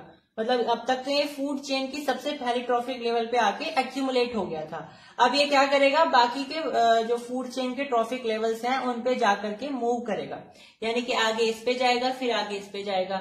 तो इसके पास एक टेंडेंसी होती है कि ये एक ट्रॉफिक लेवल से दूसरे ट्रॉफिक लेवल पे मूव करे, लेकिन बायो एक्यूमुलेशन में वो एक ही ट्रॉफिक लेवल पर, यानी सबसे पहले ट्रॉफिक लेवल पे आकर के इकट्ठा होने लगता है। अब आगे बढ़ने से पहले मेरे पास आपके लिए एक क्वेश्चन है। मान लीजिए ये आपकी कोई फूड चेन है, ए से बी, फिर बी से सी और सी से डी। अब आप मुझे ये बताइए कि कौन से ट्रॉफिक लेवल पे बायो एक्यूमुलेशन ज्यादा होगा और कौन से ट्रॉफिक लेवल पे बायो मैग्निफिकेशन ज्यादा होगा। जल्दी से वीडियो को पॉज करके कमेंट में लिखिए। यस, बायो एक्यूमुलेशन किस में होगा, ए में होगा, क्योंकि बायो एक्यूमुलेशन सबसे पहले ट्रॉफिक लेवल पे आकर के इकट्ठा होता है। तो सबसे मैक्सिमम पहले ट्रॉफिक लेवल यानी कि बायो एक्यूमुलेशन ए पर सबसे ज्यादा होगा। लेकिन बायो मैग्निफिकेशन ट्रॉफिक लेवल पे मूव करता रहता है, यानी अभी ए में है तो बी में जाएगा, फिर सी में जाएगा, फिर डी में जाएगा, यानी वो सबसे लास्ट ट्रॉफिक लेवल पे आगे एक्यूमुलेट हो जाता है। तो बायो मैग्निफिकेशन डी पे सबसे ज्यादा होगा। अब इससे हम क्या रिजल्ट निकाल सकते हैं भाई, जनरली हम क्या करते हैं, फूड चेन की ह्यूमन लास्ट में आते हैं, ह्यूमन बींग्स है ना हम, तो ह्यूमन बींग्स फूड चेन के सबसे लास्ट में आते हैं जनरली। तो जितना भी बायो एक्यूमुलेशन होता है या बायो मैग्निफिकेशन होता है या जितने भी इन्वायरमेंट में पोल्यूटेंट्स होते हैं वो सारे के सारे ह्यूमन बींग्स के डाइट में आ जाते हैं, ह्यूमन बींग्स के भोजन में आ जाते हैं। तो इसीलिए ह्यूमन बींग्स जब भी जैसे हम खाते हैं ना भोजन या मीट वगैरह खाते हैं, तो जैसे मीट वगैरह खाते हैं तो इनमें बहुत ज्यादा बीमारियां होती है, वो हेल्दी नहीं होता है, क्योंकि जितना भी पोल्यूटेंट है वो सारा उसमें आ जाता है। वेजिटेरियन आप खाओगे तो वो उतना ही हेल्दी होता है, क्योंकि उसमें उतना ही कम पोल्यूटेंट्स होते हैं। चलिए अब पढ़ते हैं ओजोन के बारे में। अब हम जनरली क्या करते हैं, हम कौन सी गैस इनहेल करते हैं, आप सब बोलोगे ऑक्सीजन इनहेल करते हैं। ऑक्सीजन का फॉर्मूला क्या होता है, O2। O2 क्या है भाई, O2 होता है ऑक्सीजन का डाई एटॉमिक फॉर्म। ऑक्सीजन की एलिमेंटल फॉर्म होती है O, लेकिन इसका हम बोल सकते हैं कि डाई एटॉमिक फॉर्म होती है O2, जिसे हम इनहेल करते हैं। अब डायटोमिक फॉर्म तो बहुत हेल्दी होती है, हेल्दी नहीं बोल सकते, मतलब हम बोल सकते हैं हम उसे इनहेल कर सकते हैं, लेकिन जो ऑक्सीजन की ट्राइएटॉमिक फॉर्म होती है वो बहुत पॉइजनस होती है। यानी कि हम बोल सकते हैं कि ऑक्सीजन की डायटोमिक फॉर्म बहुत हार्मलेस होती है, उससे आपको कोई भी नुकसान नहीं होता है, लेकिन ऑक्सीजन ट्राइएटॉमिक फॉर्म बहुत पॉइजनस होती है। अब ऑक्सीजन की ट्राइएटॉमिक फॉर्म मतलब O3, ट्राई मतलब 3, तो O3 क्या होता है भाई, ओजोन होता है। तो ओजोन बहुत डेडली पॉइजन होता है, यहाँ पे लिखा हुआ है। However, at the higher level of the atmosphere, ozone performs an essential function. Ozone at the higher level of atmosphere is a product of UV radiation acting on oxygen molecule. The higher energy radiation split apart some molecular O2 free oxygen atom. अभी क्या लिखा हुआ है इसको हम समझेंगे, उससे पहले समझ लीजिए कि ओजोन एक डेडली पॉइजन तो है, लेकिन इसका हमारे इन्वायरमेंट में क्या योगदान है, क्योंकि हम इन्वायरमेंट के बारे में पढ़ रहे हैं तो हमें इन्वायरमेंट के बारे में ओजोन का क्या इंपॉर्टेंस है वो भी पढ़ना पड़ेगा। आप सबको पता है हमारा जो अर्थ है उसके ऊपर क्या है, एक बहुत हम बोल सकते हैं थिक ब्लैंकेट ऑफ एटमॉस्फेयर है, यानी कि हमारा जो अर्थ है उसकी चारों तरफ क्या है, एक चादर है किसकी, बहुत सारे एटमॉस्फेरिक लेयर्स की। एटमॉस्फेयर की बहुत सारी लेयर्स होती हैं, ट्रोपोस्फेयर, मेसोस्फेयर, स्ट्रेटोस्फेयर, एक्सोस्फेयर, बहुत सारी लेयर्स होती हैं। अब जो ओजोन लेयर है वो भी उनके बीच में ही पाया जाता है। अब ओजोन लेयर क्या करता है भाई, ओजोन लेयर सन से आने वाली हार्मफुल यूवी रेडिएशन को अर्थ पे आने से रोकता है। जैसे एग्जाम्पल के लिए ये हमारा अर्थ है, अर्थ के ऊपर ओजोन लेयर की एक लेयर होती है, ठीक है। तो जो सन होता है ना, उससे हमेशा यूवी रेडिएशन आती है खतरनाक वाली। तो वो यूवी रेडिएशन आ रही है यहाँ से चल के, अगर ओजोन ना होता, मान लीजिए ओजोन लेयर है ही नहीं, तो ये हमारे अर्थ पे आकर के डायरेक्ट अटैक करती और हमारे अर्थ पे बहुत सारी बीमारियां फैलने लग जाती, ठीक है। जैसे स्किन कैंसर हो गया, है ना, ये सारी चीजें। तो क्योंकि हमारे पास ओजोन है तो हम इससे प्रोटेक्टेड रहते हैं, क्योंकि ये यूवी रेज क्या होती है, ये ओजोन लेयर में आकर के एक तरीके से हम बोल सकते हैं नलिफाई हो जाती है, यानी ozone layer in UV radiations को काट देता है, उनको अर्थ पे आने से रोकता है। अब जैसे हम बोलते हैं कि कोई भी हमने क्या ले लिया है, ऑक्सीजन का कोई कंपाउंड ले लिया, तो वो छोटे ऑक्सीजन एटम से मिलकर के बना हुआ होता है। या फिर ऐसे हम बोल सकते हैं कि जो हमारा ओजोन का जो लेयर होती है वो छोटे छोटे O3 एटम से या O3 मॉलिक्यूल से मिलकर के बनी हुई होती है। तो जो भी हमारी एटमॉस्फेरिक लेयर है उसमें जो ओजोन लेयर प्रेजेंट है वो किससे मिलकर के बनी हुई है, O3 मॉलिक्यूल से मिलकर के बनी हुई है। अब ये O3 बना कैसे, देखिए हमारे इन्वायरमेंट में O3 ना अपने आप बना बनाया नहीं होता है, वो एक तरीके से मॉडिफाई होता है हमारे इन्वायरमेंट में नेचुरली। जो हमारे इन्वायरमेंट में ऑक्सीजन का जो एटम होता है जो जनरली पाया जाता है वो O2 पाया जाता है। पर O2 में क्या होता है, देखो हमारे इन्वायरमेंट में जो O2 पाई जाती है उसमें क्या होता है जनरली, अब इस O2 पे जैसे ही यूवी रेडिएशन एक्ट करती है तो यूवी रेडिएशन की वजह से ये जो O2 है ये 2 ऑक्सीजन में टूट जाता है, क्योंकि ये O2 है तो ये 2 ऑक्सीजन में टूट जाएगा। अब एक और O2 का मॉलिक्यूल आएगा और अब इनमें से किसी एक ऑक्सीजन एटम के साथ वो मिलकर के O3 बना लेगा। समझ में आया? तो सबसे पहले O2 यूवी रेडिएशन की वजह से एक तरीके से हम बोल सकते हैं यूनी एटॉमिक फॉर्म में बदल जाता है, यानी O2 मोनो एटॉमिक फॉर्म में बदल जाता है। तो क्वेश्चन ये भी आ सकता है कि किन रेडिएशन की मदद से जो O2 होता है वो डायटॉमिक फॉर्म से मोनो एटॉमिक फॉर्म में बदल जाता है। कौन सी रेडिएशन है, ये है हमारी यूवी रेडिएशन। और फिर एक दूसरा ऑक्सीजन का मॉलिक्यूल आएगा, वो इनमें से किसी एक ऑक्सीजन एटम के साथ मिलकर के O3 बना ले।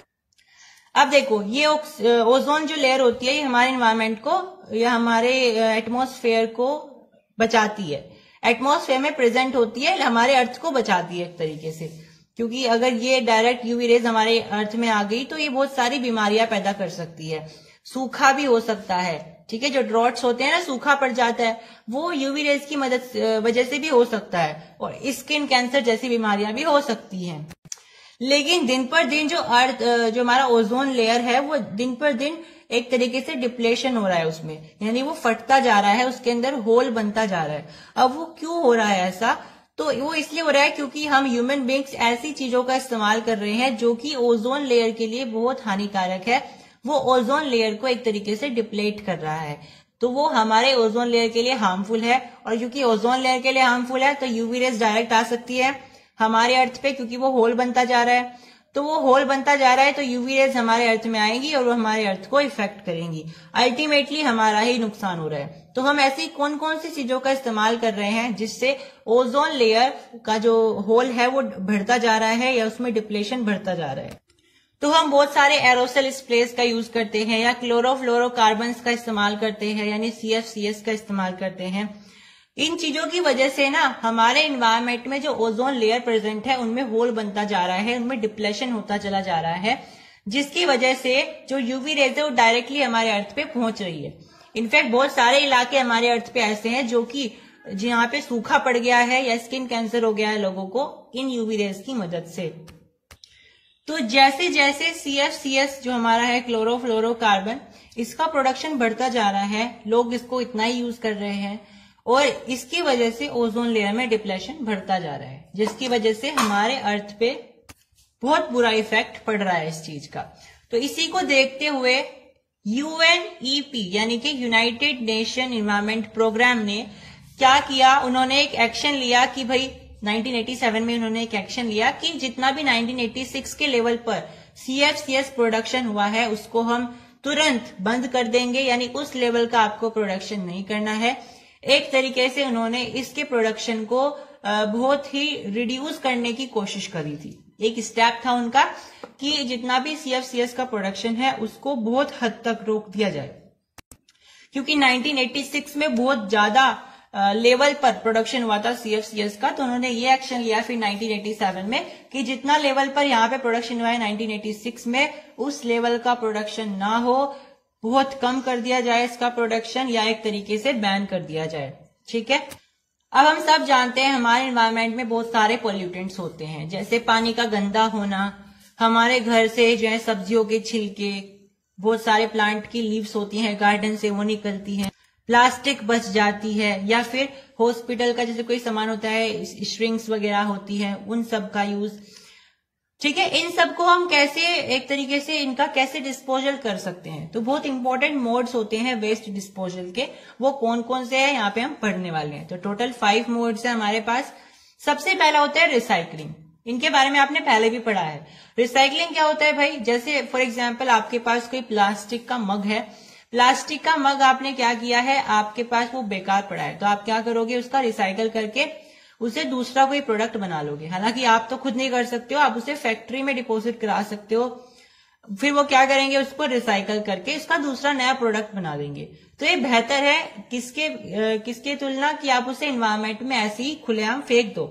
वो क्या करेगा, फिर जो आपकी पन्नी वगैरह है वो क्या हो जाएंगे, फिर वहां पे एक तरीके से मिट्टी में जाकर के ना ब्लॉकेज कर देंगी, पानी की एब्जॉर्प्शन नहीं होगी। ठीक है। जैसे देखिए एग्जाम्पल मैंने क्या बताया है, जैसे कोई पन्नी होती है ना, तो वो जैसे हमारी मिट्टी में चली जाती है, तो जो पन्नी होती है वो पानी का एब्जॉर्प्शन और पानी का एक तरीके से मूवमेंट को रोक देती है। तो अगर यहाँ पे कोई पौधा लगा हुआ होगा ना इसके ऊपर, तो उसको पानी नहीं मिल पाएगा, वो सूख जाएगा। दूसरा, अगर आप कोई खाने पीने की अगर आप चीज लाए हो, वो किसी पॉलिथीन में है, आप उसको फेंक देते हो, तो गाय भैंस जो फिरती रहती है वो उसको खा लेंगी। ठीक है। डॉग्स वगैरह खा लेंगे, तो वो उसको खा करके मर जाएंगे, क्योंकि वो उन्हें डाइजेस्ट तो होगा नहीं। या फिर आपके पास कोई जैसे न्यूज़पेपर है, तो आप उसका यूज कैसे कर सकते हो, उसके जो है आप दूसरी चीजें बना सकते हो, जैसे एनवेलप बना सकते हो, उसके कुछ और चीजें बना सकते हो। तो आप चीजों को ऐसे रिसाइकल करके उनका यूज कर सकते हो। दूसरा होता है लैंडफिल। लैंडफिल क्या होता है भाई, आपने क्या किया है, आपके घर का जितना भी सामान था, जितना भी वेस्ट था, या आपके इलाके का जितना भी वेस्ट था, आपने क्या किया है, वो इकट्ठा कर लिया है और उसको शहर के बाहर जाकर के किसी एक एरिया में लैंडफिल कर दिया। लैंडफिल करना मतलब आपने एक गड्ढा खोदा और उस गड्ढे में आपने क्या किया, वो सारा का सारा जितना भी वेस्ट था, वो सारा का सारा आपने वहां पे एक तरीके से थ्रो कर दिया और फिर उसको मिट्टी से कवर कर दिया। तो वो भी आपका बढ़िया रहेगा। और वो ऐसा नहीं है कि वो जमीन बेकार हो गई है। जैसे आपने दिल्ली में देखा होगा, इंद्रप्रस्थ का एक गार्डन है, दिल्ली इंद्रप्रस्थ गार्डन, तो वो बहुत बढ़िया गार्डन है। वो पता है कैसे बना हुआ है, वो जितनी भी एरिया पे बना हुआ है ना, उसके नीचे जितना भी एरिया है वो लैंडफिल्ड एरिया है। मतलब वहां पे जितना भी इलाका है, लोगों ने क्या किया था, जितना भी अपने घर का, अपने शहर का जितना भी कूड़ा कचरा था, वो सारा लैंडफिल कर दिया था। अब उस जमीन के ऊपर उन्होंने क्या किया, फिर एक बहुत बड़ा गार्डन बना लिया, जो कि बहुत फेमस है। Preparation of compost. कंपोस्ट का क्या मतलब होता है, मैंने आपको पहले भी बताया है। भाई आप क्या कर सकते हो, अपने घर का जितना भी सब्जियों का जो छिलके होते हैं, या फल के छिलके होते हैं, या प्लांट के गार्डन से यूज बच जाती है, इन सब का आप कंपोस्ट बना सकते हो और फिर अपने खेती में यूज कर सकते हो, अपने लॉन में यूज कर सकते हो। ठीक है, एक तरीके से खाद की तरह। इंसिनरेशन क्या होता है भाई, इसमें क्या होता है, आपने जैसे आपके पास कोई भी हॉस्पिटलाइज्ड कोई सामान है, जैसे श्रिंक्स हो गई या दूसरे सामान हो गए, या अपने घर का कोई सामान है, आप उसे इंसिनरेशन की मदद से ना खत्म कर सकते हो। उसको आप ऐश में कन्वर्ट कर सकते हो, राख में कन्वर्ट कर सकते हो। कैसे, देखिए, जैसे इंसिनरेशन पता है कैसे होता है, एक इंसिनरेटर होता है, एक मशीन होती है, उसमें एक डब्बा होता है इंसिनरेटर का, उसमें आप जितना भी कूड़ा कचरा है वो भर देते हो, फिर इसमें ना 1000 डिग्री सेल्सियस तक उसे हीट किया जाता है, उसे एक तरीके से गर्म किया जाता है, उसको हीट किया जाता है, जलाया जाता है, ताकि वो ऐश में कन्वर्ट हो जाए, यानी वो राख में कन्वर्ट हो जाए। इससे आप इतने ज्यादा कचरे को ना बिल्कुल छोटी वॉल्यूम में कन्वर्ट कर सकते हो। यानी आपके पास बहुत सारा कचरा था, आपने उसको हीट करके बिल्कुल थोड़ा सा बना दिया। क्यों बनाओ थोड़ा सा? क्योंकि आप उसे जब हीट करोगे तो वो राख में कन्वर्ट हो जाएगा। तो राख कंपेरेटिवली कम होगी in comparison to the bulk of the जो आपकी वॉल्यूम होगी सामान की। तो आपने बहुत सारा अगर सामान लिया है तो आप उसको इंसिनरेट करके बहुत थोड़ा बना सकते हो, ताकि फिर आप उसको लैंडफिल वगैरह कर दो। तो आप क्या कर सकते हो, इंसिनरेटर में उसको गर्म कर सकते हो, उसको जला सकते हो ताकि वो ऐश में कन्वर्ट हो जाए, और फिर आप उसका जो मर्जी कर सकते हो, चाहे आप उसे लैंडफिल करो या फिर आप उसे मैन्योर में बना लो। मैन्योर तो बनेगा नहीं, तो आपके पास एक ऑप्शन होगा कि आप उसे लैंडफिल कर सकते हो। तो ये कब होता है यूजफुल? जब होता है जब आपके पास बहुत ज्यादा सामान हो वेस्ट का, और आप उसे उसकी जो वॉल्यूम है वो आप कम करना चाहते हो, तो आप क्या कर सकते हो, उसे इंसिनरेटर में भून सकते हो। फिर वो बहुत कम रह जाएगा क्योंकि उसकी राख बचेगी आपके पास। अब इसका पता है क्या डिसएडवांटेज होता है? ये हमेशा आपको सामान को ऐश में बदल करके देगा, यानी राख में बदल करके देगा, और फिर आपको उसे लैंडफिल करना पड़ेगा। तो इसकी डिसएडवांटेज है कि आप इसे कंपोस्ट नहीं बना सकते हो जो कि आप खाद में इस्तेमाल कर पाओ, तो इसे आपको लैंडफिल ही करना पड़ता है। अब सीवेज ट्रीटमेंट क्या होता है भाई? सीवेज ट्रीटमेंट में ना जितना भी गंदा पानी होता है, उसका जितना भी कचरा होता है उसको अलग कर दिया जाता है, और उस पानी को फिर साफ करके एक तरीके से हम पानी में नदी में छोड़ते हैं फिर, या फिर उसको पीने लायक बनाया जाता है। पीने लायक तो बहुत ज्यादा अगर आप उसमें फिर प्रोसेसिंग करोगे तब जा करके बनेगा। जनरली जो सीवेज प्लांट होता है ना, सीवेज ट्रीटमेंट प्लांट होता है, वो इसलिए सेटअप किए जाते हैं ताकि पानी के अंदर जितनी भी गंदगी है जो हमने इंडस्ट्रीज से छोड़ा है उसको पहले सीवेज ट्रीटमेंट से लगाया जाता है, फिर उसको आप ऐसा बना देते हो कि वो हार्मलेस बन जाए नदियों के लिए। क्योंकि जनरली क्या होता है, जो इंडस्ट्रीज होती हैं, फैक्ट्री वगैरह, वो जितना भी गंदा पानी है डायरेक्टली नदी में फेंक देती हैं। अब क्योंकि वो फैक्ट्रीज हैं तो वहां से जितना भी पानी निकलेगा वो पॉइजनस होगा, ऑयली होगा, जो कि वहां पे पानी में रहने वाली जितनी भी एक्वाटिक स्पीसीज हैं उनके लिए हार्मफुल होगा। तो क्या किया जाता है, वो जितना भी पानी डिस्चार्ज करते हैं इंडस्ट्री वाले, उसको सबसे पहले सीवेज ट्रीटमेंट प्लांट में लाया जाता है, वहां पे उसको साफ किया जाता है।